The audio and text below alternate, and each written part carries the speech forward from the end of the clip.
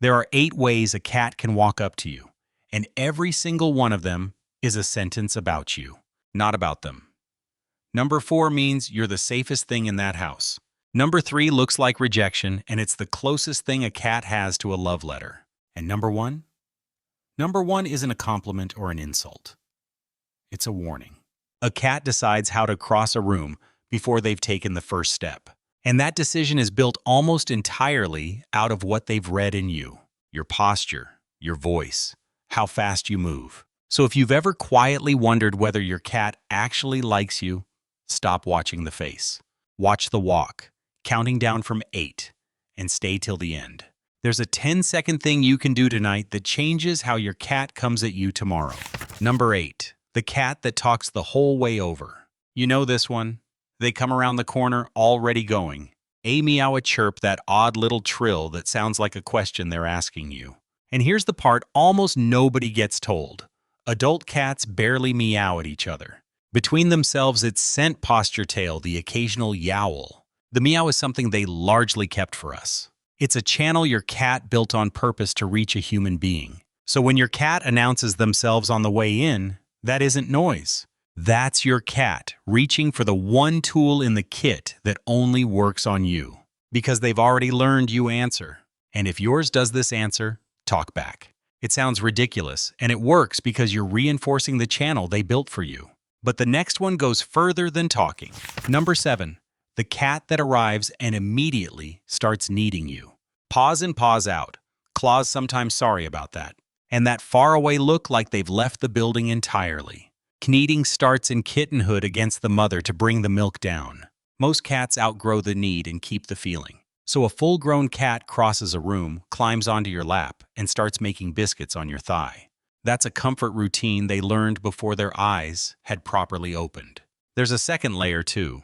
Cats have scent glands in their paw pads. Every single press leaves a little of them behind on you. One owner summed it up better than any textbook I've read. "I am marking you," they wrote. "You are now my property." Sit with that for a second.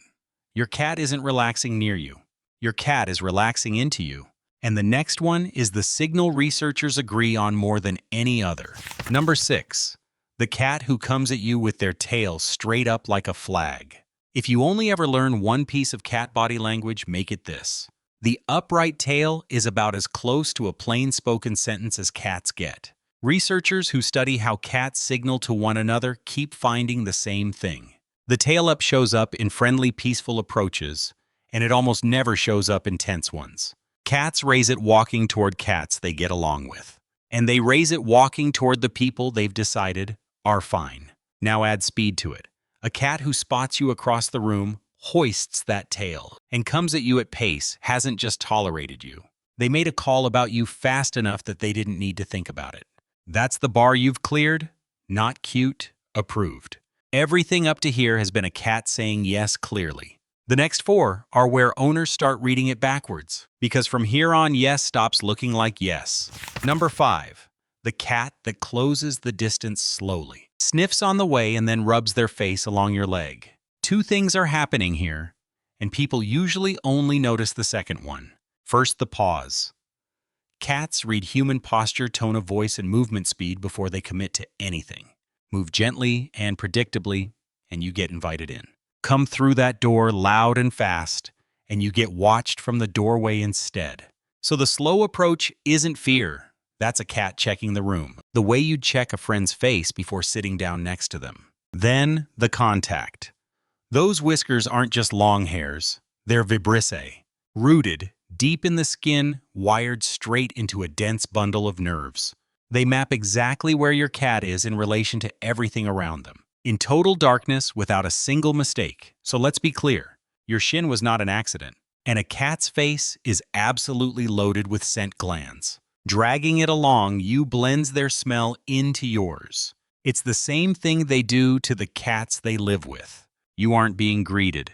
You're being filed under family. Which brings us to the one that means the most. Number 4, the cat that walks over and then simply falls over. Flops, rolls, belly out, legs going in 4 directions. Dogs do this constantly. Cats do it far less, and there's a good reason for that. Everything a mammal can't afford to lose sits behind that belly wall. Dogs have had tens of thousands of years of living alongside us to get comfortable with the idea. Cats have had a fraction of that time, and it still shows. A cat who exposes their stomach in front of you has run the risk assessment and come back with nothing. That is the single highest vote you are ever going to get from this animal. But I have to be careful here because this is the most argued about thing in cat ownership. A belly on display is not automatically a request to touch the belly. For a lot of cats, it's the opposite. It's the posture of a cat so relaxed. They've stopped guarding, and hands that go in confidently tend to come out educated. And yet plenty of cats genuinely do want it. Some flop down and flatly demand it. So don't take a rule off the internet over the animal in front of you. Test small. One hand low 3 seconds and watch what the tail does. Because the tail is about to matter enormously. Number 3. The cat that comes over, gets close, bites you, and then licks the exact same spot. If your cat does this, you've taken it personally at some point. Thousands of owners have. It's one of the most common things people write about their cats. And almost every one of those messages has the same shape. I just wanted to pet him. He bit me, then he apologized. And I still don't know what I did wrong. Here's what actually happened. Petting isn't a neutral act to a cat. It's a stream of input into a nervous system built to register everything. Stroke for long enough or in the wrong spot, and pleasant tips over into far too much. The bite is very rarely aggression. It's punctuation. It's a full stop. Enough. Then comes the lick.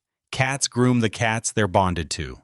Grooming is a repair move, a way of saying the connection is intact. So it isn't an apology in the human sense, but it lands in exactly the same place. The relationship is fine. The petting was the problem. And watch the tail before the teeth.